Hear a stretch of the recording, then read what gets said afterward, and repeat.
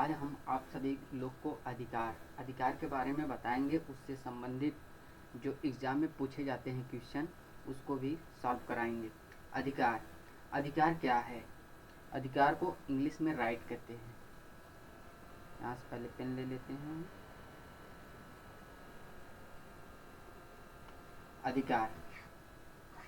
अधिकार जो है इंग्लिश में इसको राइट कहते हैं। ये जो अधिकार है, अधिकार जो है उदारवाद की देन है। किसकी देन है? उदारवाद। ये उदारवाद की देन है। उदारवाद की देन है। इसकी सर्वमान्य परिभाषा अगर हम लोग देखते हैं, सामाजिक जीवन की वे परिस्थितियां हैं, अधिकार जो होता है सामाजिक जीवन की वे परिस्थितियां हैं जिनके अभाव में कोई व्यक्ति अपने व्यक्तित्व का विकास नहीं कर सकता। यहाँ व्यक्तित्व का विकास का अर्थ होता है आंतरिक एवं बाह्य दोनों से होता है विकास। अगर कोई व्यक्ति विकास करता है तो उसको अधिकार भी प्राप्त है। अगर अधिकार नहीं प्राप्त होता शायद वह विकास नहीं कर पाता। अधिकार का जो राइट, इंग्लिश में अधिकार राइट जो है, इसका जो विलोम होता है वो रॉन्ग होता है। इसका विलोम रॉन्ग होता है, जिसका अर्थ होता है अनुचित। इसका अर्थ होता है अनुचित।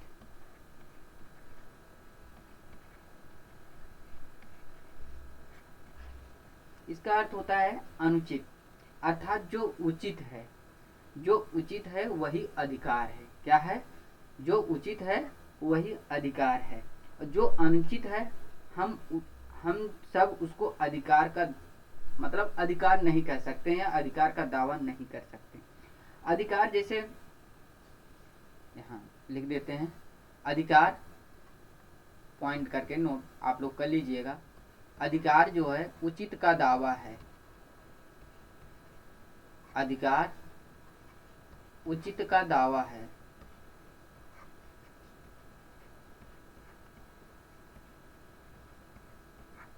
अधिकार उचित का दावा है।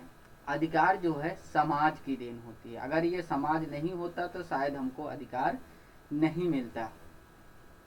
अधिकार जो है समाज की देन है। अधिकार समाज की देन है।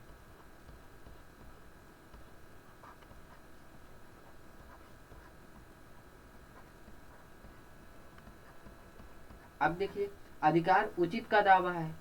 जो उचित रहेगा हम लोग उसी पर अपना दावा कर सकते हैं। जो अनुचित रहेगा उस पर कोई दावा नहीं किया जा सकता। जो अधिकार है वो समाज की देन है। अगर शायद समाज नहीं होता तो हम लोग को कोई अधिकार भी नहीं मिलता। अधिकार जो है तीसरा, अगर हम पॉइंट नोट करते हैं यहाँ, राज्य अधिकारों का सुरक्षा करता है। राज्य जो है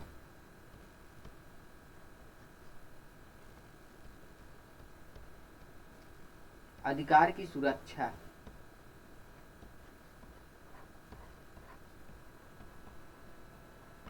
अगर राज्य सुरक्षा नहीं करेगा तो हमारा अधिकार का नहीं रह जाएगा। जब हम अपनी अधिकार खो देंगे तो हमारा व्यक्तित्व का विकास रुक जाएगा। और जब सुरक्षा करेगा तो उसको बनाएगा भी, नया नया अधिकार देगा आपको। वाह, कार्यान्वयन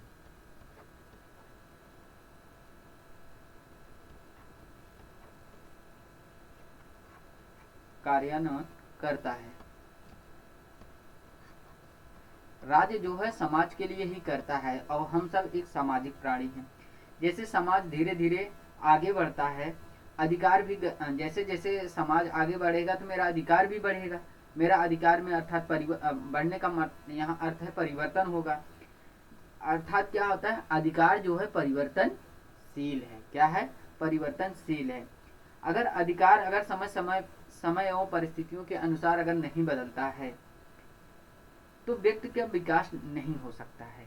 जैसे जैसे समाज बढ़ेगा वैसे वैसे उसका अधिकार भी बढ़ता जाएगा। अगर उसके पास अधिकार नहीं है, किसी भी व्यक्ति के पास, वो व्यक्ति अपना विकास नहीं कर सकता है।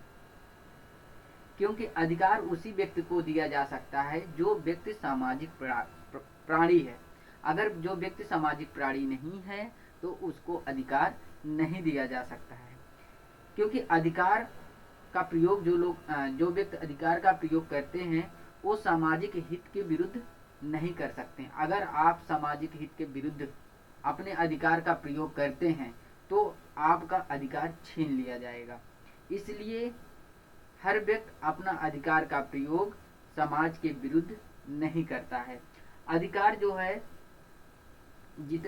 अगर आप लोग को अधिकार दिया गया है, किसी भी व्यक्ति को अगर अधिकार दिया गया है तो उसका कर्तव्य भी होता है कुछ।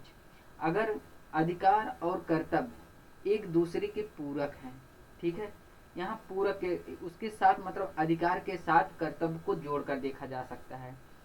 अगर जो व्यक्ति अपने अधिकार का पालन नहीं करता है या कोई व्यक्ति है वो अपने कर्तव्य का पालन नहीं करता है, ना ही अगर आप अधिकार का पालन नहीं करेंगे, अपने कर्तव्य का पालन नहीं करेंगे तो वह अधिकार की श्रेणी में नहीं लिया जा सकता है। जो अधिकार और कर्तव्य एक दूसरे के पूरक हैं, अधिकार और कर्तव्य जो हैं एक दूसरे के पूरक हैं। भारतीय संविधान में जो कर्तव्य है 51A में वर्णित किया गया है। व्यक्ति के पास मतलब व्यक्ति को अपने कर्तव्य का किस प्रकार निर्वहन करना चाहिए, क्या उस कर्तव्य को डिटेल 11 बताया गया है। जो अधिकार और कर्तव्य जो एक दूसरे के पूरक हैं, इसमें मैकैबर महोदय हैं, मैकैबर और लास्की, ये दोनों विचारक अधिकार और कर्तव्य को एक दूसरे के पूरक मानते हैं। लास्की और मैकैबर महोदय एक दूसरे के पूरक मानते हैं, जबकि महात्मा गांधी कहते हैं, यहाँ लिख देते हैं, महात्मा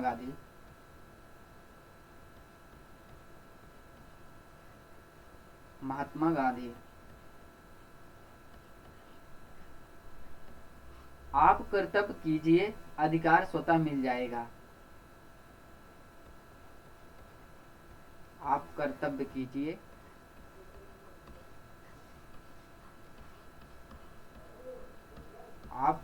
कीजिए, अधिकार स्वतः मिल जाएगा।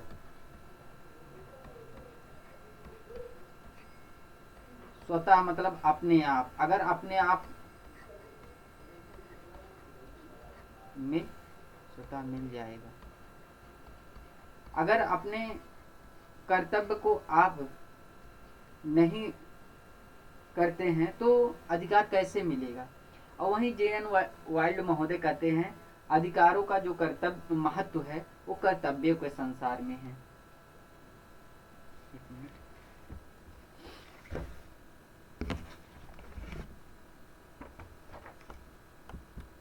अब यहाँ हम देखते हैं जो अधिकार है, अधिकार दो प्रकार के होते हैं।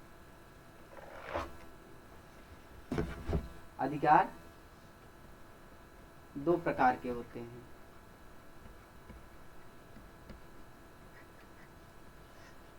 एक नकारात्मक अधिकार,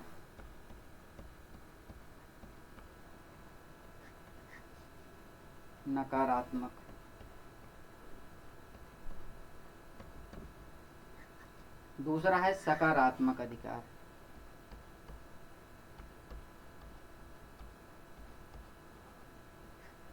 सकारात्मक अधिकार, नकारात्मक अधिकार जैसे वे अधिकार होते हैं जो बिना किसी भेदभाव के सभी व्यक्तियों को समान रूप से प्रदान किए जाते हैं। जो नकारात्मक अधिकार होता है इसमें किसी भी व्यक्ति से कोई भी व्यक्ति रहेगा, चाहे वो गरीब हो, चाहे वो अमीर हो, चाहे वो पागल हो, चाहे वो गूंगा हो, चाहे वो बहरा हो, किसी भी व्यक्ति से भेदभाव नहीं किया जा सकता। और इनका जो दृष्टिकोण होता है वो व्यक्तिवादी होता है।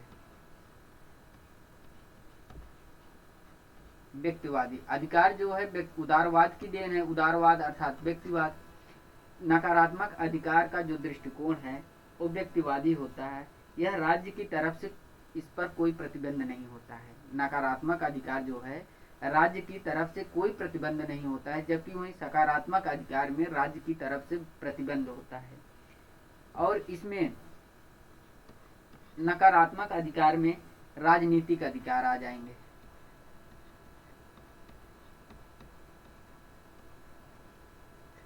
राजनीतिक अधिकार,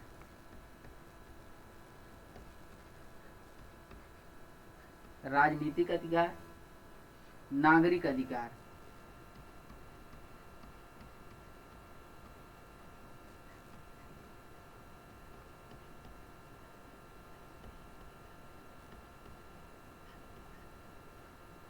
कानूनी अधिकार।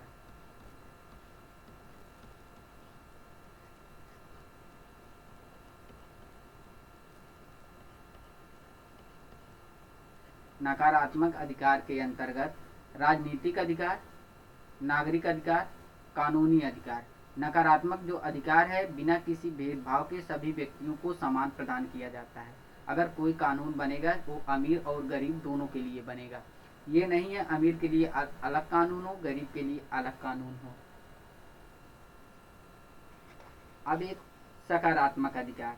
सकारात्मक अधिकार जो होते हैं वो राज्य की तरफ से प्रतिबंध होता है।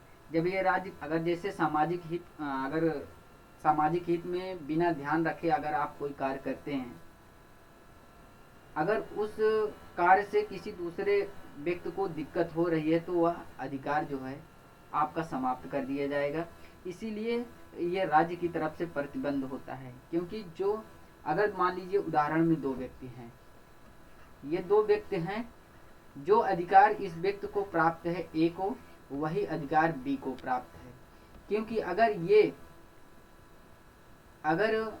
ए व्यक्ति, जो ए व्यक्ति है, अगर ये अपना अधिकार, ये समाज है, समाज में दोनों मनुष्य जो है सामाजिक प्राणी है, जब ये सामाजिक प्राणी है तो इसके पास भी अधिकार है, इसके पास अधिकार है। ये समाज में जो भी दोनों लोग जो भी कार्य करेंगे वो समाज को ध्यान में रखकर करेंगे। अगर समाज के विरुद्ध कार्य करते हैं, कोई भी व्यक्ति अगर समाज के विरुद्ध कोई कार्य करता है तो वो अधिकार समाप्त कर दिए जाएंगे या उस पर प्रतिबंध लगा दिया जाएगा, आपको जेल में डाल दिया जाएगा या कोई सजा दे दिया जाएगा, मतलब कुछ ना कुछ आपके विरुद्ध किया जाएगा।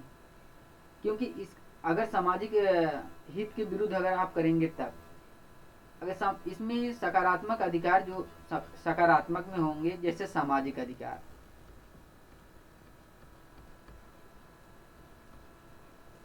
सामाजिक अधिकार,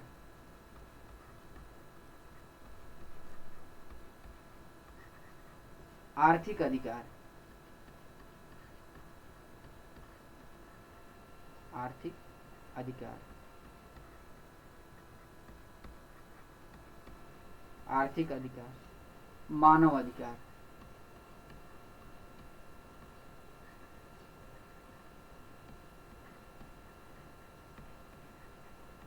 सकारात्मक अधिकार में सामाजिक अधिकार, सामाजिक अधिकार, आर्थिक अधिकार और मानव अधिकार।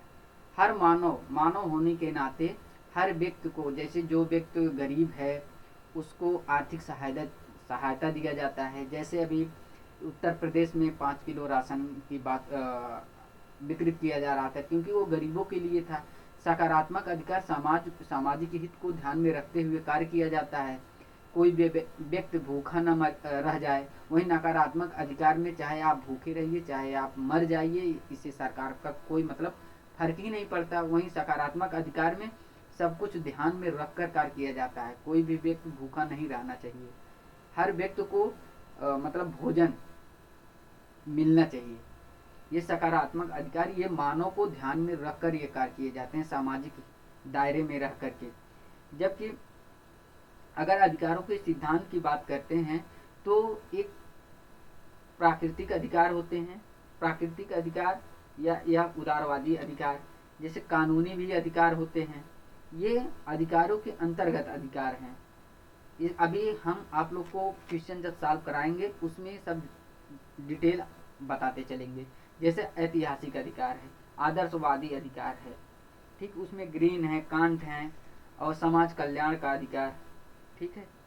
तो हम क्वेश्चन सॉल्व कराना स्टार्ट करते हैं ताकि आप लोग अपना मूल्यांकन भी करते चलिएगा आप कितने क्वेश्चन सॉल्व किए हैं।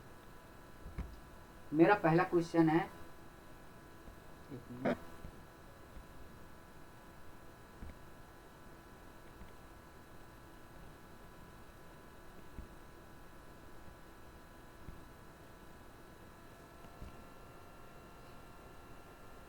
मेरा पहला क्वेश्चन है, अधिकारों का ऐतिहासिक सिद्धांत की मूल विशेषता क्या है।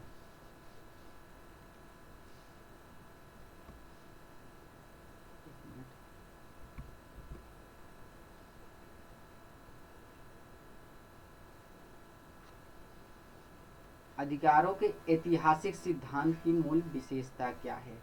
ऐतिहासिक सिद्धांत, जो ऐतिहासिक सिद्धांत है, ऐतिहासिक सिद्धांत तो पहले क्वेश्चन सॉल्व करा देते हैं फिर ऐतिहासिक सिद्धांत के बारे में।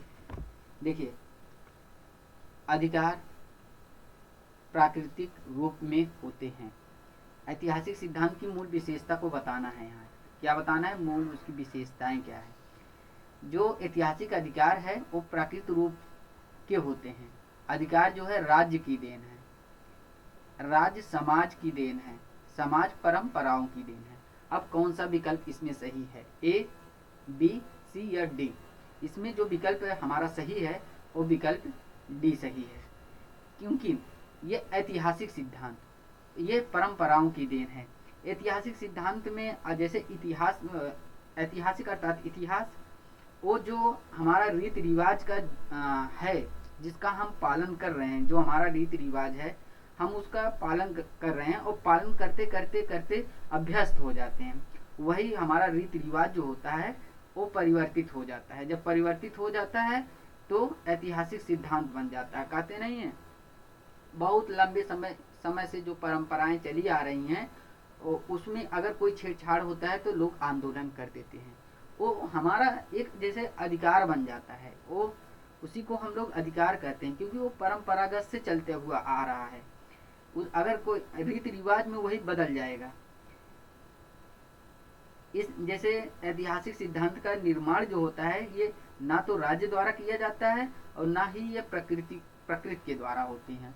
मतलब राज्य द्वारा भी नहीं किया जाता है, ये राज्य द्वारा भी नहीं किया जाएगा और प्रकृति रूप से भी नहीं होता है, प्राकृतिक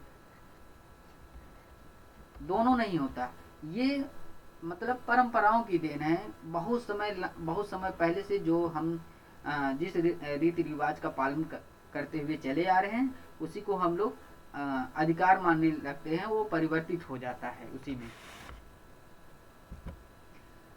हमारा दूसरा क्वेश्चन है, निम्नलिखित में से किसने अधिकारों को निजी तथा सार्वजनिक अधिकारों में विभाजित किया है। निजी अधिकार और सार्वजनिक अधिकार। विकल्प ए में देखिए लॉक, विकल्प बी बर्क, विकल्प सी मिल, विकल्प डी स्पेंसर। अब निजी हो और सार्वजनिक हो, निजी तथा सार्वजनिक, निजी माने अपना, सार्वजनिक माने सभी के लिए। निजी और सार्वजनिक अधिकार, निजी और सार्वजनिक अधिकार जो हैं ये स्पेंसर महोदय निजी और सार्वजनिक अधिकार में विभाजित करते हैं। अधिकार को निजी और सार्वजनिक अधिकार में, क्योंकि सभी व्यक्तियों का जो होता है एक मौलिक अधिकार होता है और मौलिक जो अधिकार होता है वो प्राकृतिक अधिकार से अन्य मौलिक अधिकारों की उत्पत्ति होती है। जो मौलिक अधिकार जैसे जैसे अनुच्छेद मतलब 21 है, 19 है, 20 है, 17, 18 ये सब हमारा मौलिक अधिकार में आते हैं। जब ये मौलिक अधिकार जो होती है वो प्राकृतिक अधिकार से ही इसकी उत्पत्ति होती है। इसीलिए स्पेंसर महोदय ने इसको दो भागों में बांटते हैं, एक निजी अधिकार निजी और एक सार्वजनिक अधिकार। इसको दो अधिकार में डिवाइड कर देते हैं, सार्वजनिक, निजी और सार्वजनिक अधिकार दो अधिकारों में बदलते हैं। तीसरा है हमारा क्वेश्चन, बर्क किस सिद्धांत का समर्थक था। ये जो बर्क महोदय हैं ये किस सिद्धांत के समर्थक थे? इसके पहले अभी हम जो सिद्धांत बताए थे पहले, चाहे प्राकृतिक हो, ऐतिहासिक हो, कानूनी हो, नैतिक हो, कुछ भी हो, अब इसको आप लोग पहले बताइए इसमें कौन सा सिद्धांत है जो बर्क महोदय हैं समर्थक हैं। पहला हमारा है नैसर्गिक अधिकार। नैसर्गिक मतलब प्राकृतिक, ठीक है, प्राकृतिक अधिकार। ऐतिहासिक अधिकार, ऐतिहासिक मतलब परंपराओं से संबंधित जो हम रीति रिवाज का पालन कर रहे होते हैं। कानूनी अधिकार मतलब राज्य कानून बनाकर आपको अधिकार प्रदान करता है। नैतिक अधिकार मानव होने के नाते नैतिकता होती है, जो अधिकार व्यक्ति को अधिकार प्राप्त होते हैं। ये जो बर्क महोदय हैं, ये बर्क महोदय ये ऐतिहासिक अधिकार के समर्थक हैं। जिन रीति रिवाजों को हम पालन कर रहे होते हैं वो अधिकार कुछ समय धीरे धीरे जाकर के वो अधिकार में परिवर्तित हो जाता है, उसी को ऐतिहासिक अधिकार कहते हैं। और ऐतिहासिक अधिकार के समर्थक बर्क हैं। बर्क महोदय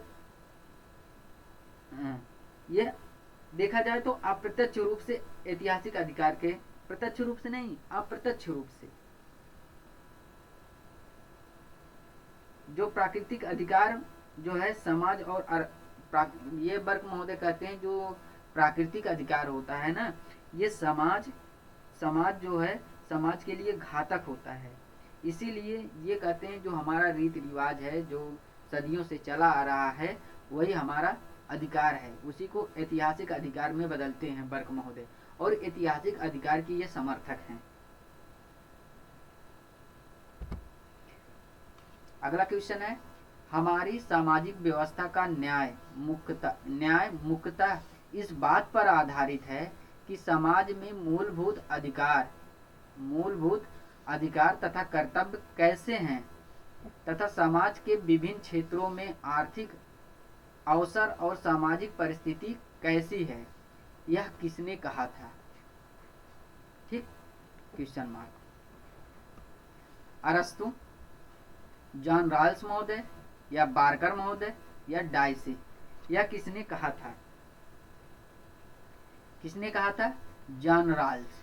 कौन सा विकल्प सही है? हमारा बी विकल्प सही है। जॉन राल्स महोदय कहते हैं कि सामाजिक व्यवस्था का न्याय जो होता है वो इस बात पर आधारित है कि समाज में मूलभूत अधिकार तथा कर्तव्य कैसे हैं तथा समाज के विभिन्न क्षेत्रों में अधिकार, जो आर्थिक अवसर और सामाजिक परिस्थिति कैसी है, ये जॉन राल्स महोदय कहते हैं। जॉन राल्स महोदय न्याय पर अपना पूरा जीवन जो है, पूरा जीवन न्याय में बिता दिए। न्याय की इन्होंने कई भी पुस्तक लिखी है न्याय पर, और अपना पूरा सिद्धांत न्याय पर ही आधारित किए हैं। इनका संपूर्ण जीवन जो है न्याय सिद्धांत की स्थापना, जो न्याय सिद्धांत की स्थापना करते हैं ये अपना संपूर्ण जीवन लगा देते हैं। और अनेक उसके पहले जब ये जॉन राल्स महोदय इनके पूर्व के जो भी चिंतक थे जो न्याय पर अपना विचार व्यक्त किए थे, उनको पूरा डिटेल से समझने का प्रयास करते थे, पढ़ने का प्रयास किए, और उसमें उन्होंने सिद्धांत को समझौतावादियों के जो विचार हैं उस पर आधारित करते हुए वो उपयोगितावाद के विचार का खंडन करते हैं और नैतिक आधार प्रदान करते हैं। जॉन राल्स महोदय जब इनका समय मतलब जीवन काल था, मतलब जीवन काल में ये इनका पूरा जो जीवन काल था, जीवन काल से पहले जितने भी विचारक थे जैसे प्लेटो हुए, अरस्तु हुए, जे.एस. मिल हुए, और हाब्स, लॉक, रूसो हुए, बेंथम हुए, उन जितने भी विचारक थे उन विचारकों के न्याय सिद्धांत प्रणाली को पढ़ें, उसको समझें और अपना उनके विचार को पढ़ करके अपना विचार देने का प्रयास किए, अपना पूरा जीवन उसी में खपा दिए अपना न्याय सिद्धांत खड़ा करने के लिए। और उपयोगितावादी जो बेंथम महोदय दिए थे, बेंथम यहाँ लिख देते हैं, बेंथम उपयोगितावादी विचार देते हैं, उपयोगितावादी विचार का ये खंडन भी करते हैं। जॉन राल्स महोदय उपयोगितावादी विचार का खंडन भी करते हैं।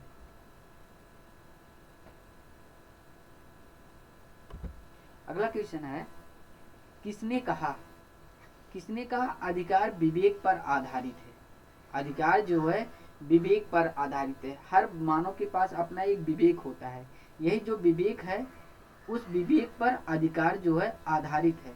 वह मांग है, मतलब जिसे समाज मान्यता देता है, राज्य द्वारा लागू किया जाता है, या किस विचारक अपना विचार प्रकट करते हैं। कौन से ऐसे विचारक हैं जो अपना विचार प्रकट करते हैं कि अधिकार विवेक पर आधारित है, विवेक पर आधारित है, और जो राज्य इसे लागू करता है लेकिन समाज इसे मान्यता देता है। जब तक समाज मान्यता नहीं देगा तब तक इसे राज्य लागू नहीं करेगा। अब विकल्प ए है हमारा टी.एच. ग्रीन, बोसांके, एच.जे. लास्की और लाक। 4 विकल्प हमारे सामने दिया है। इस 4 विकल्प में से एक विकल्प को आपको चुनना है। कौन सा विकल्प सही है? बोसांके। हमारा बी विकल्प सही है, बोसांके। अब बोसांके महोदय भी अधिकार को परिभाषित किए हैं। कहते हैं अधिकार वह मांग है जिसे समाज स्वीकार करता है। बोसांके महोदय अधिकार पर अपना विचार प्रकट करते हैं। कहते हैं अधिकार वह मांग है जिसे समाज स्वीकार करता है और राज्य उसे लागू करता है। अधिकार जो होता है ना, राज्य द्वारा व्यक्ति को दी गई जिसे कुछ कार्य करने की स्वतंत्रता या सकारात्मक सुविधा है। जैसे जब तक राज्य किसी व्यक्ति को कोई कार्य नहीं देता, जब कार्य नहीं देगा तो वो व्यक्ति कैसे कार्य करेगा? वो स्वतंत्रता, उस व्यक्ति के अंदर स्वतंत्रता अगर रहेगी तब वह व्यक्ति वो कार्य करेगा। अगर किसी को बांध कर जबरदस्ती कार्य कराते हैं तो कार्य करने में उतना उसका मन जो है नहीं लगता है। इसीलिए स्वतंत्रता को सकारात्मक सुविधा प्रदान किया जाता है राज्य द्वारा। जब प्रदान किया जाएगा और समाज उसे मान्यता दे देगा, जब समाज मान्यता देगा तो राज्य उसे लागू कर देगा। अब अगर आपको अधिकार, अगर वास्तविक रूप में देखा जाए, अगर आपको अधिकार नहीं प्राप्त है, अगर आपको अधिकार नहीं प्राप्त है तो सामाजिक जो जीवन की परिस्थिति है, आप उसके अभाव में अपना विकास नहीं कर पाएंगे। अगर आपको अधिकार प्राप्त है तो अपना विकास कर पाएंगे, अगर अधिकार नहीं प्राप्त है तो अपना विकास नहीं कर पाएंगे। निम्नलिखित में से कौन सा युग्म सही है? अब 4 विकल्प दिए हैं, उनमें से तीन विकल्प तो गलत है, एक विकल्प सही है। अब आप लोग को ढूंढना है कौन सा विकल्प सही है। वैधानिक अधिकार। वैधानिक अधिकार को कानूनी अधिकार कहते हैं। कौन सा अधिकार कहते हैं? कानूनी अधिकार, जिसे राज्य कानून बनाता है। अब देखिए, वैधानिक अधिकार में हाब्स, बेंथम, हेगेल और रूसो। वहीं अधिकारों का आदर्शवादी सिद्धांत, आदर्शवादी सिद्धांत में लॉक, मिल्टन, मिल। अधिकारों का ऐतिहासिक सिद्धांत, बर्क, हेनरी मैन और सिवेगनी। अधिकारों का समाज कल्याण सिद्धांत, लेनिन। अब आपको बताना है कौन सा विकल्प सही है। इसमें विकल्प जो है ऐतिहासिक अधिकार। ऐतिहासिक अधिकार हमने आपको बताया था, बर्क महोदय दिए थे, और उसी के साथ साथ हेनरी मैन और सिवेगनी महोदय भी ऐतिहासिक सिद्धांत के समर्थक हैं। अब आपको देखो 3 विचारक मिल गए हैं, जबकि इसके पहले हम बर्क बता दिए थे। अब बर्क के साथ साथ हेनरी मैन और सिवेगनी भी ऐतिहासिक सिद्धांत के समर्थक हैं। वहीं आदर्शवादी में अगर देखा जाए,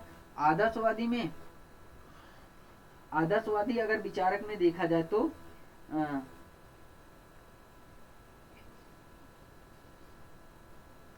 पहले यहाँ वैधानिक अधिकार में देख लेते हैं। वैधानिक जो हमारा अधिकार है अर्थात कानूनी अधिकार।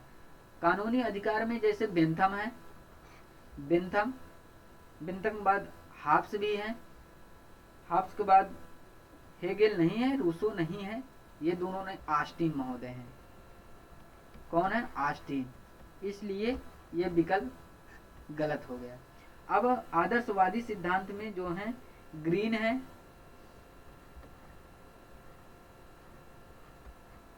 ग्रीन और हेनरिची,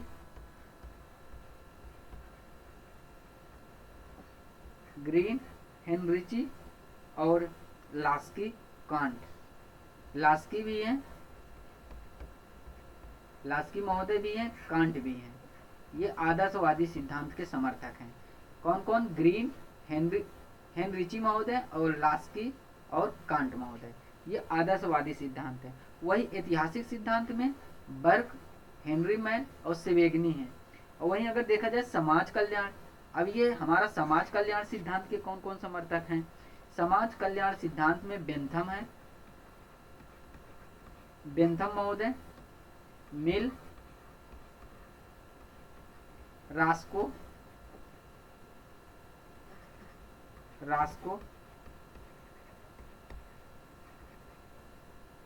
professor Ritchie, professor Chafer, Ritchie नहीं चेफर। अब देखिए समाज कल्याण सिद्धांत के अंतर्गत जे.एस. मिल है, बेंथम है, रास्की है, प्रोफेसर चेफर है। वहीं ऐतिहासिक सिद्धांत के अंतर्गत बर्क महोदय, हेनरी मैन और सेवेगनी है। आदर्शवादी सिद्धांत के अंतर्गत जो है ग्रीन है, लास्की महोदय हैं, कांट महोदय हैं और हेनरिची महोदय हैं। कानूनी अधिकार के अंतर्गत हाब्स, बेंथम और ऑस्टिन महोदय हैं। अब अगला क्वेश्चन चलते हैं आगे। अधिकारों का महत्व, इसके पहले हम भी ये बता चुके हैं, अब आप लोग को बताना है। अधिकारों का महत्व जो है कर्तव्य को संसार में है। यह कथन किसका है? अधिकारों का महत्व कर्तव्यों के संसार में है। लास्की महोदय बोले हैं, या हालैंड महोदय, या वाइल्ड महोदय, या गेटल महोदय। या कौन सा विकल्प सही है? विकल्प हमारा सी सही है। जे.एन. वाइल्ड पूरा नाम है इनका, जे.एन. वाइल्ड। जे.एन. वाइल्ड महोदय कहते हैं अधिकारों का महत्व कर्तव्यों के संसार में है। वहीं गांधी महोदय क्या कहते हैं? आप कर्तव्य कीजिए, आप कर्तव्य कीजिए, आप कर्तव्य कीजिए, अधिकार स्वतः मिल जाएगा।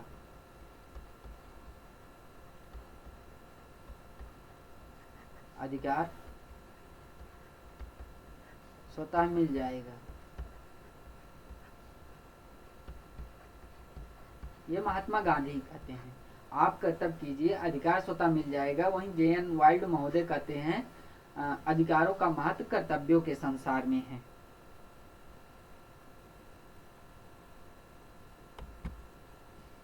अगला क्वेश्चन है, जिन्हें हम सही तौर पर अधिकार कहते हैं, जिन्हें हम सही तौर पर अधिकार कहते हैं, वे वास्तव में सही तौर पर कहलाए जाने वाले कानून की रचनाएं हैं। अधिकारों की परिभाषा किससे संबंधित है? पहला विकल्प हाब्स, दूसरा विकल्प हीगेल, तीसरा विकल्प है बेंथम, चौथा है लास्की। अब आपको एक विकल्प चुनना है, कौन सा विकल्प सही है? हमारा विकल्प सी सही है, बेंथम। बेंथम महोदय कहते हैं जिन्हें हम सही तौर पर अधिकार कहते हैं, वे वास्तव में ये अधिकार नहीं है, ये सही तौर पर कहलाए जाने वाले कानून है। अगर कानून है हम उसको अधिकार कहते हैं, नहीं ये कानून है, क्योंकि ये वैधानिक अधिकार के समर्थक हैं, अर्थात कानूनी अधिकार। बेंथम महोदय कानूनी अधिकार के समर्थक हैं, क्योंकि ये इनको प्राकृतिक अधिकारों से चिढ़ था। बेंथम महोदय को प्राकृतिक अधिकार से बहुत चिढ़ था। कहते हैं जो चीज हमको पता ही नहीं है हम उसको अधिकार कैसे कह सकते हैं। क्योंकि बेंथम महोदय जब ये इंग्लैंड में ये न्यायालय या कोर्ट में जाते थे तो बड़े बड़े वकील जो हैं गलत अपना वक्तव्य देकर बड़े बड़े जो क्रिमिनल थे उनको छुड़वा लेते थे। इसीलिए ये बहुत इनको अंदर से चिढ़ होती थी कि जो व्यक्ति गलत कार्य किया नहीं है वो उनको सजा मिल जा रहा है, जो व्यक्ति कार्य किया है उसको छुड़वा लिया जा रहा है। इसलिए ये कानून का सहारा लेते हैं। जब ये कानून बनता है ताकि कानून हर व्यक्ति पर लागू हो, चाहे वो गरीब हो चाहे वो अमीर हो, कानून सबके लिए समान होता है। इसीलिए बेंथम महोदय प्राकृतिक अधिकारों से उन्होंने बहुत घृणा थी, उनको बहुत मतलब चिढ़ थी, वो प्राकृतिक अधिकार को स्वीकार नहीं करते थे। बेंथम महोदय जो थे वो प्राकृतिक अधिकार को स्वीकार नहीं करते थे, वे कानूनी अधिकार के समर्थक थे। आज जो वर्तमान में देखा जाए तो लगभग जितने भी देश हैं हर देश में इनका कानून लगभग 50-80% इनका कानून चलता है। ये मतलब कानून के बहुत ज़्यादा विद्वान हो गए हैं। ये लॉ की पढ़ाई बचपन से ही, मतलब इनके घर भी, एक इनके पिताजी एक वकील थे। बेंथम उपयोगितावाद के सिद्धांत के समर्थक हैं। उपयोगितावाद सिद्धांत, बेंथम महोदय ने ही उपयोगितावाद का सिद्धांत दिया है। सभी व्यक्ति को सुख दुख को समान मात्रा में देखना चाहिए। अधिकतम व्यक्तियों के लिए अधिकतम सुख की बात उपयोगितावाद में बेंथम महोदय ही किए हैं। अब अगला क्वेश्चन है, व्यक्ति का वह अधिकार जो उसे सहज ही प्राप्त है, जिससे उसे वंचित नहीं किया जा सकता है और न उसे स्थानांतरित किया जा सकता है। स्वतंत्रता का अधिकार, प्राकृतिक अधिकार, राजनैतिक अधिकार और सामाजिक अधिकार। अब आप लोग बताइए। व्यक्ति का वह अधिकार जो उसे सहज ही प्राप्त है, इसके पहले हम बता चुके हैं। जो मतलब अपने आप, वो अधिकार अपने आप प्राप्त है। मानव होने के नाते ऐसा अधिकार जो सबको प्राप्त होते हैं, वो कौन से अधिकार होते हैं? वो प्राकृतिक अधिकार होते हैं। प्राकृतिक अधिकार जन्मजात मिल जाते हैं। अगर आप जैसे ही जन्म लेते हैं तुरंत आपको प्राकृतिक अधिकार मिल जाते हैं, स्वतः ही मिल जाते हैं, क्योंकि मानव के सभी अधिकार, ये जीवन का अधिकार जो है सब मौलिक है, ये आधारभूत अधिकार है इसको। और भारतीय जो संविधान है आर्टिकल 21 भारतीय संविधान में प्राण और दैहिक स्वतंत्रता या संरक्षण, जो जीवन जीने के अधिकार को संरक्षित करता है। और राज्य का दायित्व भी है कि जैसे कोई व्यक्ति है, उस व्यक्ति को, मतलब व्यक्ति के जीवन का जो अंत ना हो सके, इसलिए राज्य उसका संरक्षण करता है। जीवन के अधिकार के अंतर्गत आत्मरक्षा का भी अधिकार है। जीवन जीने के अधिकार के अंतर्गत आत्मरक्षा का भी अधिकार है। वैधानिक अधिकार के पीछे कौन सी शर्त है? वैधानिक अधिकार, इसके पहले भी हम बता दिए कौन कौन समर्थक थे वैधानिक अधिकार के। ऑस्टिन महोदय थे और बेंथम महोदय। ये कानूनी अधिकार से संबंधित है। ठीक है, कानूनी अधिकार जो बेंथम महोदय और ऑस्टिन महोदय, वहीं हाब्स भी कानून के समर्थक हैं। अगला क्वेश्चन है, कौन सा सिद्धांत मानता है कि अधिकार राज्य द्वारा निर्मित है?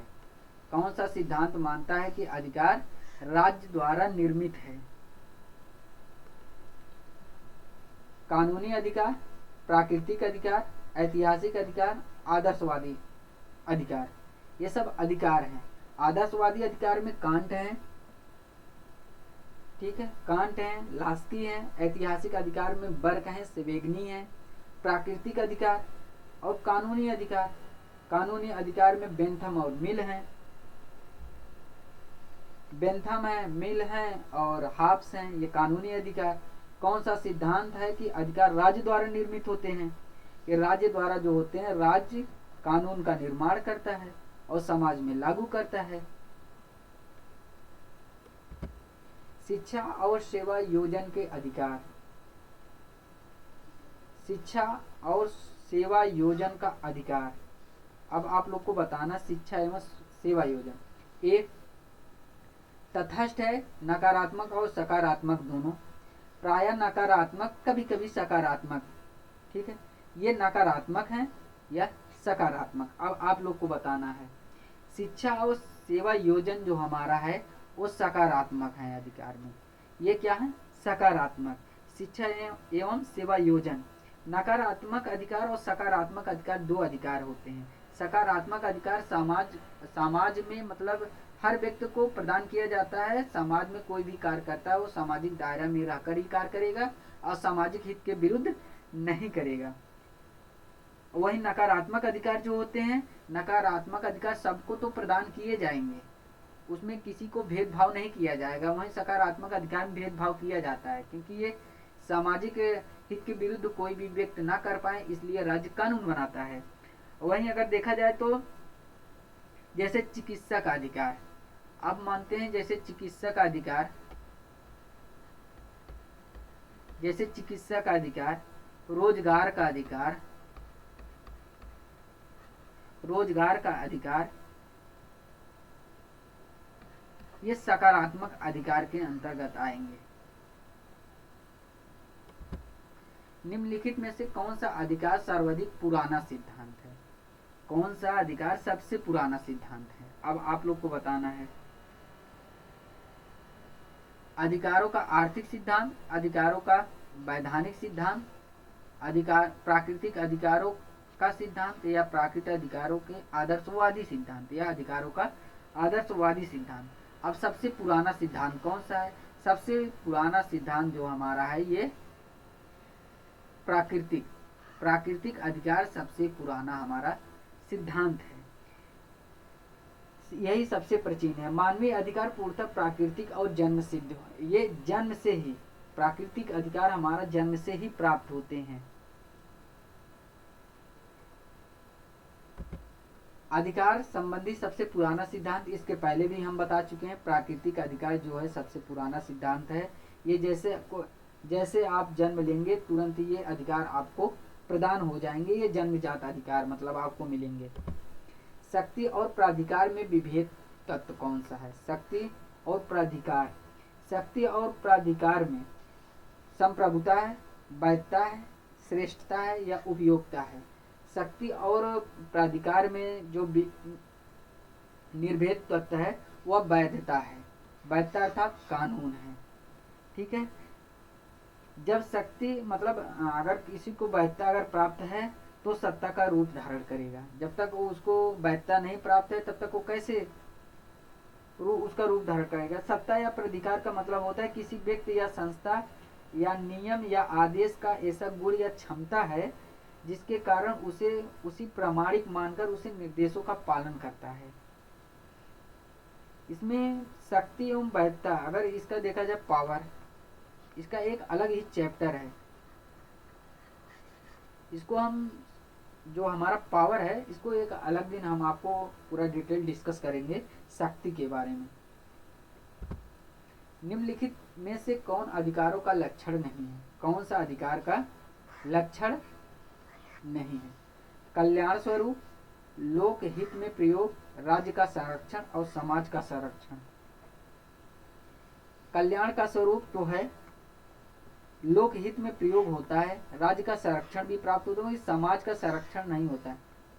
समाज का संरक्षण नहीं होता, समाज में ये लागू किया जाता है, समाज इसके राज्य संरक्षण करेगा, वहीं लोक हित में इसका प्रयोग होता है। कल्याण स्वरूप के लिए भी प्रयोग होता है, जैसे सामाजिक स्वरूप या कल्याणकारी स्वरूप या लोकहित या राज्य का संरक्षण आप कुछ भी कह सकते हैं। जबकि समाज का जो समाज इसे संरक्षण नहीं करता है। प्राकृतिक अधिकारों के सिद्धांत की पुष्टि की गई है। प्राकृतिक अधिकार के सिद्धांत की पुष्टि की गई है सभी उदारवादियों के द्वारा, केवल कुछ उदारवादियों के द्वारा, केवल जॉन लॉक के द्वारा, केवल मिल के द्वारा। किसके द्वारा यह पुष्टि की गई है? केवल कुछ उदारवादियों के द्वारा, सभी के द्वारा यह पुष्टि नहीं की गई है। यह कुछ उदारवादियों के द्वारा पुष्टि की गई है। जैसे थॉमस हाब्स तो ये जो है राजनीति के एक विचारक हैं। थॉमस हाब्स भी प्राकृतिक अधिकार की जब बात ये करते हैं, कहते हैं अपने अधिकार एक राजा को समर्पित कर देना चाहिए। ये जो हाब्स हैं, लिख देते हैं हाब्स महोदय। हाब्स जो हैं राज दर्शन के जन्मदाता हैं।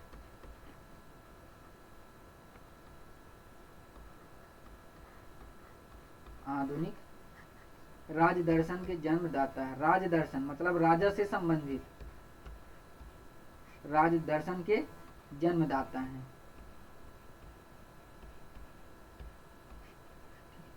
और बेंथम वही उपयोगितावाद।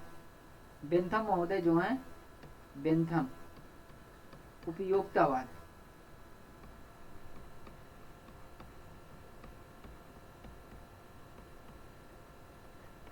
वहीं ऑस्टिन महोदय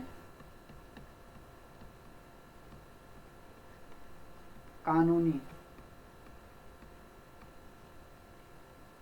सिद्धांत मतलब कानूनी, ये संप्रभुता से कानून से संबंधित।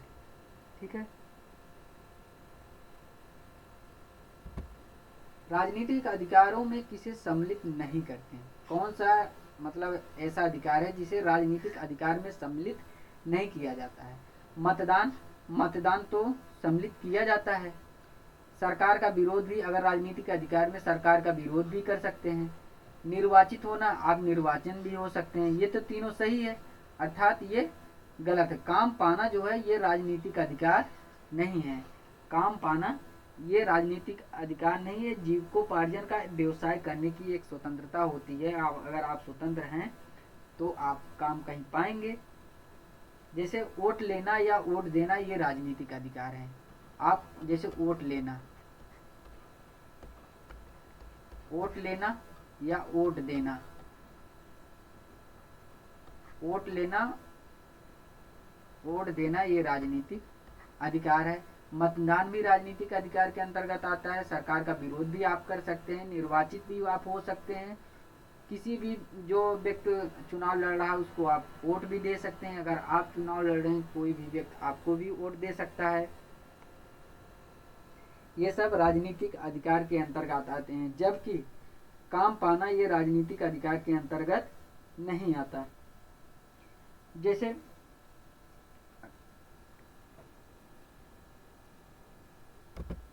निम्नलिखित में से कौन सा प्राकृतिक अधिकारों के सिद्धांत के प्रतिपादक है? प्राकृतिक अधिकार के सिद्धांत के प्रतिपादक, प्राकृतिक अधिकार हम बता चुके हैं। अब प्राकृतिक अधिकार जो हैं बेंथम, थॉमस पेन और बर्क। अब बताना है पहला या दूसरा, अर्थात बेंथम या थॉमस पेन, या बेंथम और बर्क, या सिर्फ बर्क या थॉमस पेन। अब इसमें कौन सा विकल्प सही है? विकल्प 2 अर्थात थॉमस पेन। अब थॉमस पेन जो है प्राकृतिक अधिकार के सिद्धांत के प्रतिपादक हैं, जबकि वही बेंथम महोदय जो हैं कानूनी अधिकार। बेंथम महोदय कानूनी अधिकार, ये उपयोगितावाद के सिद्धांत के जन्मदाता भी हैं। ठीक है।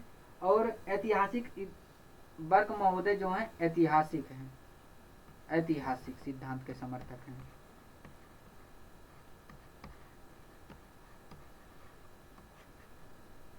ऐतिहासिक से। और थॉमस पेन जो है प्राकृतिक अधिकार। थैंक यू, बस आज इतना ही। अब आप लोग बताइएगा जो टॉपिक आप लोग हमारे वीडियो में आप लोग कमेंट कीजिएगा, जो भी टॉपिक आप लोग को चाहिए वीडियो में कमेंट कीजिएगा, हम उसी से संबंधित बनाएंगे। आज अधिकार हम बता दिए हैं आप लोग को, स्वतंत्रता, समानता, न्याय, कानून या दंड, ये सब बचा है। आप लोग सभी कमेंट कीजिएगा, जो भी आप लोग को डिमांड होगा, जो आप लोग का डिमांड होगा वही हम चैप्टर शुरू करेंगे। अगर आप लोग का कमेंट आएगा जिस चैप्टर पर वही बनाएंगे, नहीं तो समानता या स्वतंत्रता पर हम अगला टॉपिक मेरा रहेगा। बस आज इतना ही। जय हिंद।